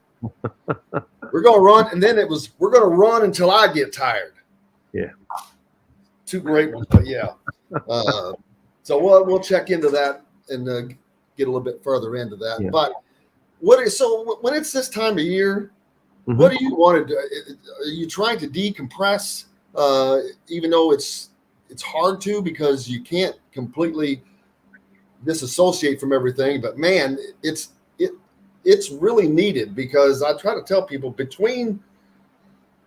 once football starts and you have soccer going and all that in college, but really when the basketball season comes around and as it starts to get deeper, it just becomes, it's 7 days a week. There's always games. There's always storylines. There's always something. It doesn't quit. And then that leads into the tournaments, which become, these 5-day stretches of 15, 16-hour day type of things, which are all great. I'd rather be doing that than digging ditches 10 times over. but it's nice to have this time and take advantage of it. Yeah, I mean, I think we all could use a few weeks of decompressing and getting away from the screens and the social media and all that stuff to just exhale and enjoy life. But as you mentioned, the calendar just keeps moving faster and faster. Just this week alone here, like I said, we had Kentucky basketball, media availability. We had Louisville came out with this social media video of Jeff Brom and the football team, some kind of a takeoff on Top Gun. You had the Churchill Downs extending Bob Baffert's suspension for another year. I didn't see that. Really? Yeah. What was the basis for that? They basically said that he hadn't been contrite enough or admitted what he had done, and they weren't comfortable allowing him to bring horses to the Derby next year. So suspension has been extended through the end of 2024. I think it's in part a measure that next year Churchill Downs is going to celebrate the 150th Derby, and they've renovated the facility and built a whole new paddock. And I think they want the story about Kentucky Derby next year to be about that, not about Bob Baffert. Holy cow! And he was already able to participate in. He won the Preakness. He won the Preakness and ran in the Belmont. Yeah, but he still can't race at any Churchill Downs affiliated track through all of 2024. Wow, is that something that can be appealed via court or anything like that? Is that just arbitrary? I'm not a lawyer, so I shouldn't play one. I think he probably could, but it's a private entity. I think they have the right to decide who and who can't participate at their facility. I'm sure he will fight it. He's already involved in litigation against him over the results of the 2021 Derby. So, and I think that's one thing that's also made Churchill Downs upset, that that fight continues to go on. Crazy. Well, and I know I want to get you out of here as well, so you can get your weekend started. Anything coming up that people should be I had a story up today at the website about Romeo Langford. I tried to make some calls to see what he's doing. Really couldn't get much information. He's supposedly still in San Antonio, but if you saw the news when NBA free agency started, the Spurs declined to offer him a contract. He's an unrestricted free agent, so he can go wherever he wants to go. It's just a matter of who's going to take a chance on him. And this is the first time probably since he was in grade school he's going to have to fight to make a team. He's got no guaranteed money coming his way. So, and the problem is, he's been on. Last year he was on one of the worst teams in the league, the Spurs, and he started the game, and he couldn't really solidify himself with Popovich, I guess. And he just doesn't shoot the ball well enough. He's a 26% 3-point shooter last year and a 69% free throw shooter, and that's not going to work in the NBA. So he's sort of at a crossroads. Is he going to fix this and get somebody to give him a chance, or is he going to be heading over to Europe? And you point out in your piece, and make sure you go to WDRB.com to read that you got Eric Gordon, who is the grandfather of IU NBA players right now. For 16th year, man. I don't know. I'm not sure there's been an IU player that's been in the league ever 16 years. Walt Bellamy might be the only one. I don't know. Because most people don't last that long, and that's Scott May didn't, Benson didn't, Buckner didn't, Isaiah Thomas didn't. I mean, 16 years is Woody played a pretty long time, or 11 years. 11, okay. Calbert probably played 10 or 11 years. I think Brian Evans was like a dozen. Yeah, 16 years. Alan Henderson, maybe 10 or 11 years. 16 years is ridiculous for a guard, especially. I hope he gets on a team where he gets to go to the NBA Finals, because that's the one thing that's missing from his resume as a championship. And Cody Zeller, he revitalized his career. Yeah, he did. Everybody's cashed in, and Thomas Bryant cashed in. I think Victor Oladipo, OG's getting ready to cash in, but Romeo he's in no man's land. We talked about this yesterday. I think he was just so over puffed. Hype? Yeah, overhyped that it just, and that's not his fault. I guess you got to ride that ship as long as you can. But well, I mean, the things that made him really good in high school and college, he's not good enough to do that in the NBA. He's not quick. He's very quick, but he's not elite quick, where he can get to the rim. And going to have to shoot. His best attribute really in the NBA has been playing defense. He is considered a good defender, but he's got to get that shot improved. And until that happens, he's going to have a hard time sticking in the league because the 3-point shot is so important. Rick Bozich, I appreciate you, my friend. I hope you have an incredible, great weekend, brother. Right. Thank you. Thanks for having me, Jim. You bet we'll talk to you next week. Rick Bozich from WDRB.com. Go read his piece that's on WDRB.com about Romeo and the guys that we were just talking about. Yeah, Cody Zeller. Now, and all these guys have changed teams, by the way. Don't forget. So I'm going to have to look at this to see every former IU player that's in the league, how many of them did not change teams. OG comes to mind. Is he the only one off the top of my head? Because Eric Gordon goes to Phoenix, a new team. Cody goes to New Orleans, a new team. Victor Oladipo goes to Oklahoma City, a new team. Thomas Bryant. Let's see. I think he's still with Denver. Nope. Miami. He goes to Miami. So another new team. So, but yeah, Romeo, I'm not. Why would you? I'm not sure I would have turned down a deal, but hey, I'm not in that. We've got lots more coming up here on Indiana Sports Beat Radio. Glad to have you with us. We're back with more right after this.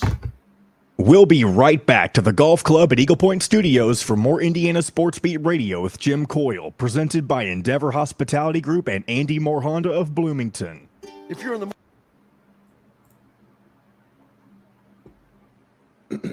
All right. I have about 15 minutes here to wrap things up.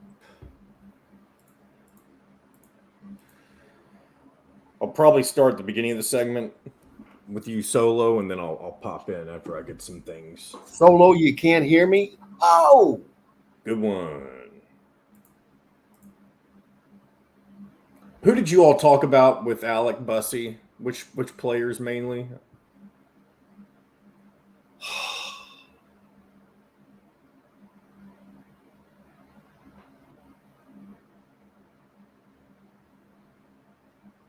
It's just some guys. It was mainly about Peach Jam. I can find who are the main guys down at the Peach Jam. Well, Boogie Fland, Liam McNeely, Dylan Harper. Oh, Dylan Harper, yeah, absolutely. Okay, just trying to recall because I'm not as familiar as you all are. All right, I'll be putting those things together during the beginning of this segment, and then I'll probably pop in for the last 7 or 8 minutes.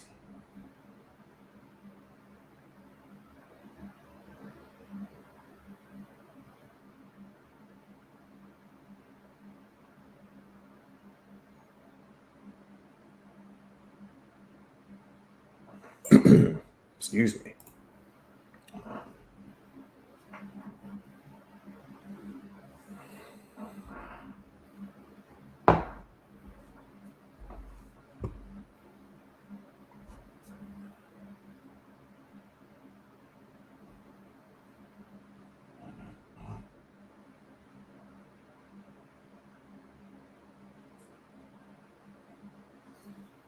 Shooby dooby.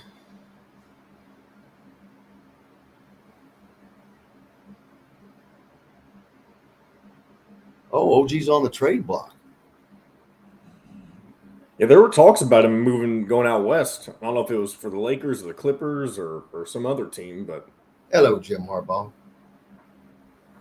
Jim Harbaugh also listens to Nick Coffey in the afternoons. You from Southern Indiana, Jim Harbaugh? You must be if you're listening to 790, or at least close to Southern Indiana. All right, here we go. Check out their custom growlers.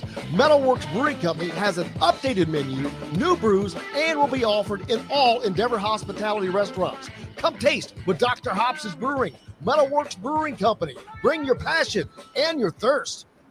This segment is brought to you by Courtroom Sports Grill in Bedford. Now back to the Golf Club at Eagle Point Studios for more Indiana Sports Beat Radio with Jim Coyle, presented by Endeavor Hospitality Group and Andy Moore Honda of Bloomington.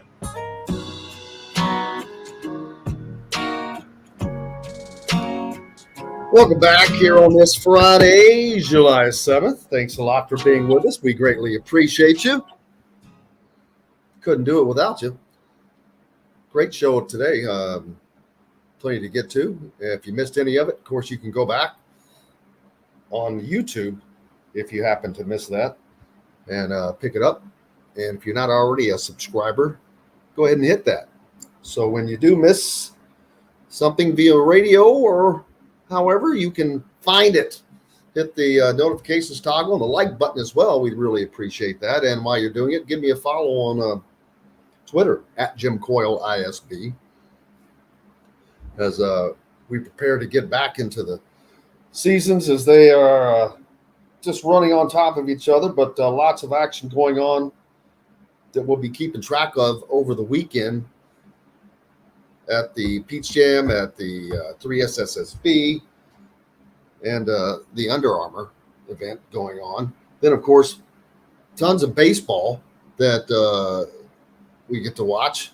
Some really interesting baseball. I mean, it's not always that we get intriguing games and series for those of us that live in Indiana, because there is no professional baseball team in Indiana, Major League Baseball team, I should say, but surrounded by the Cardinals, the Cubs, the White Sox, Detroit, the Reds, and then the Reds and the Cardinals, of course, have long, Cubs have let them out, dominated the Southern Indiana down, and then you kind of split that in the middle. And then the northern section, Northwest, you've got the Cubs and the White Sox fans. And then in the Northeast, I guess you give that to Detroit. I want to have to ask Dylan Sin, who is the major league team of choice in that area of the state? Now I know that the Tin Caps, are they a Pirates? No, I think they're Padres. So yeah, that's not going to bring much of an affiliation there, I wouldn't think. But I'm looking forward to this Brewers and Red series. And how about the Braves and the Tampa Bay Rays, the two best teams in all of baseball, playing right before the All-Star break?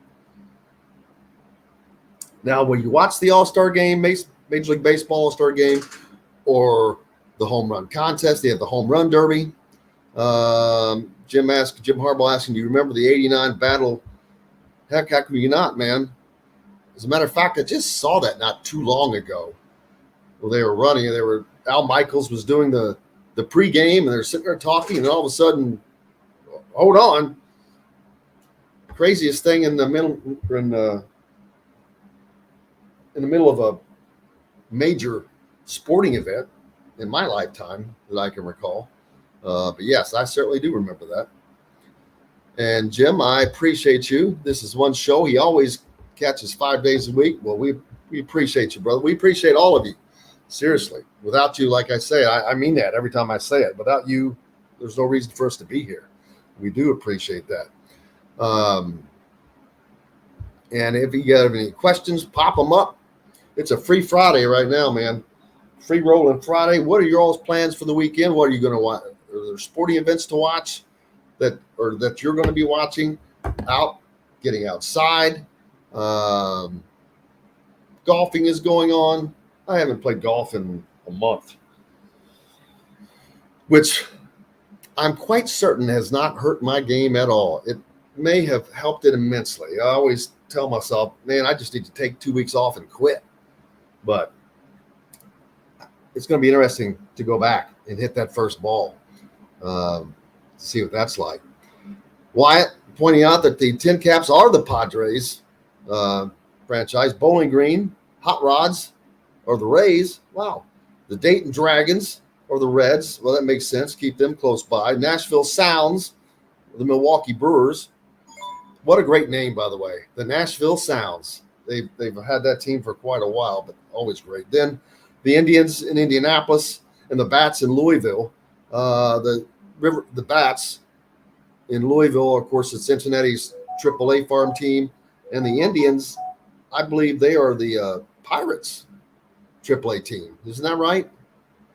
And what great history the Indianapolis Indians have. If you have not been to Victory Field, and especially on the inside where you can walk around, it's actually the upper level where you get to the suites, but they have all these plaques of all these guys that have come through that organization. I'm pretty sure Honus Wagner is on that, and he is like, that's the ultimate baseball trading card. I think that is the most valuable card that there is, the Honus Wagner card, if I'm correct. I'm not a baseball trading card guy, so I don't know. I wished I would have been. My gosh, that would have been something smart to do. But, yeah, Mark pointing out to think about the Oakland A's back in the day. Mark McGuire, Canseco, not in the Hall of Fame. Well, that's an easy one to answer. Juice, man. They're not the only ones. That juicing, it's going to keep Roger Clemens out, possibly. Bonds, what player will manage to get over that steroids issue and make it to the Hall of Fame? Big question. Ken Griffey and Randy Johnson have banners in Victory Field. There you go. Did you know Randy Johnson's daughter went to IU? She was there last year working as a server at a local restaurant. And she's about 6'4". But, yeah, Randy, that was Randy Johnson's daughter. Luke Fickell, the current football coach at Wisconsin, former Cincinnati football coach, his daughter plays volleyball at Indiana. So, a lot of great connections there, John Boy. I wish I had a comment. I had something to say, but it wasn't really that relevant about Luke Fickell and them, so I'm like, I don't really know how to respond. But I'll tell you one thing. Too bad Luke Fickell isn't coaching the Hoosier program, right? I'm nothing against Tom Allen, but that'd be a good connection he has with his kid being a part of the Indiana program. Yes, and the fact that he's a pretty damn good coach, had a lot of success at Cincinnati, took them to the college football playoffs, which, boy, you need luck to win anything. National championship, NCAA basketball, doesn't matter. You have to have some luck. And, man, did they have luck, because I will still say this over and over. Indiana should have beat that Cincinnati team. I was at the game. It was – You can almost say that Luke Fickell's responsible for the demise of Indiana's momentum in football. Well, no, it started before that. They already lost in that. Yeah, it started with the Iowa game and that anomaly, and it wasn't an anomaly. The fact that they were still, and the fact that they were still should have beaten Cincinnati, because they were, could have. I can't say should have, because Cincinnati was always a second half team, but they had the great fortune of having a great end to the first half after Indiana lost their most valuable defensive player. So, getting back to the steroids talk, Jim Harbaugh says steroids weren't banned at the time, and baseball writers are pretty petty and miserable. The steroid era was awesome and far better than what baseball has done the last decade plus. Well, I don't know. Baseball's coming back, I think. I think the excitement is coming back because is it because they're getting that stuff out? Man, you cannot have guys not playing on the same level that are taking drugs and getting jacked up. I think of Jose Canseco. He does not seem like a great athlete to me. And he was not a great fielder. I mean, his claim to fame was just smashing the baseball with a bat. I mean, he's the guy that, remember, had a home run bounce off of his head. Oh, that's the greatest clip. Oh my gosh. He's out there looking around and bam, it hits him on the head and goes over the wall. Crazy stat. And then I had confirmation that Honus Wagner is the most valuable baseball card that there is. Wyatt says that Roger Maris, Harmon Killebrew, Bob Uecker, Larry Walker also all played in Indy. Oh, Bob Uecker, man. Just a bit outside. But those are Roger Maris, who held the single season home run record until it was eclipsed by talking about these steroid era guys. And did you know Hank Aaron never hit more than 50 home runs in a season? I think that is correct. Never hit more than 50 home runs in a season. Somebody, of course, they'll be checking me on that, but if that's not exactly correct, it's very close. This is funny. Is this a real thing? Did he bet that? Pete Rose's bet. Wow. Pete Rose's bet at the beginning of the year that the Reds would win the World Series is looking better and better. If he really placed that bet, smart man. Seriously. Because can you imagine if the Reds do have, this kind of a year, very similar to the way the Cubs did back in, I don't remember what year it was, they won the World Series, but the Reds cannot win a World Series right now with the team they have. I don't think. Rick pointed out, I think Zach Price put it, the pitching, man, they're not strong. They're winning games off of their offense and defense, but you've got to have pitching, man. When the playoffs roll around and you're playing nothing but top level teams, if you're going to play the Braves again, they played with the Braves, but they were one run from being swept. Although that those were 3 one-run games, they were only on the positive side of one of those. And while that could have gone either way, obviously they could have swept Atlanta, but Atlanta was closer to sweeping than Cincinnati was. Then you've got the Dodgers, and there's a lot of teams that are just deep on that pitching rotation. So that's something the Reds are just going to have to shore up. Wyatt says he placed the first legal sports bet in Ohio at Valley Casino across the road from Great American Ballpark at 12:01 on January 1st, and that was what he chose to bet on. Oh, I can't wait to make my first legal sports bet in Kentucky here coming up. What will it be? I haven't decided. It really just depends on once they get everything up and running. It's probably more than likely going to be a college football game, but we'll see. Mike, quickly, thank you very much. Confirming Aaron had a bunch of 40-plus home runs years and did not hit over 50 in a season. So those 50s and 60 guys that were juicing, the all-time king did it without all that, and he did it with longevity and consistency. That's what makes him a GOAT, man. Thank you very much, Mike. We appreciate you. Man, it has been a fun day. It's been a great week. Cannot thank everybody enough from this week, but today is, of course, Alec Busse from thehoosier.com, Zach Osterman, and Rick Bozich. John, the producer, for keeping us between the white lines, as always. Most importantly, thanks to you all. Without you, we have no reason to be here, and we're grateful for it and do not take you for granted. Hope you guys go out and have yourselves an incredible weekend, and until then, until Monday, I'm Jim Coyle. I will see you on the radio. Thanks for listening to Indiana Sports Beat Radio. Be sure to subscribe to our YouTube page for more clips and team coverage of Indiana basketball, football, and more. You can also find full episodes and tons of other content on thehoosier.com. We'll see you next time for another edition of Indiana Sports Beat Radio.